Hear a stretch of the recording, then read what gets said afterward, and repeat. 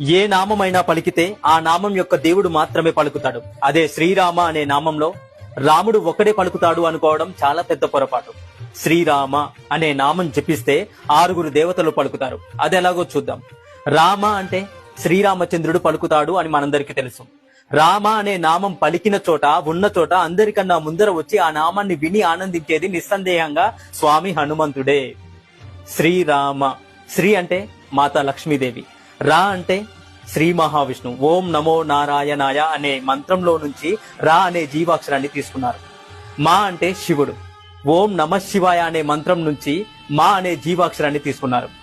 శివుడు హనుమంతుడి రూపంలో ఈ భూలోకానికి రాముడికి సేవ చేయడం కోసం వస్తున్నప్పుడు మాతా పార్వతీదేవి నాకు కూడా ఆ అదృష్టం కావాలి అని అడిగిందట. అప్పుడు శివుడు ఇలా అన్నాడట, ఈ అవతారంలో హనుమంతుడు బ్రహ్మచర్యాన్ని పఠిస్తాడు కాబట్టి నిన్ను తీసుకువెళ్లడం కుదరదు దేవి పార్వతి అని అన్నాడు మహాదేవుడు.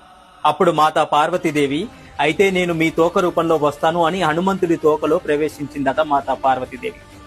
మరి రామ అన్నప్పుడు హనుమంతుడు వస్తే మాతా పార్వతీదేవి కూడా వచ్చింది కదా.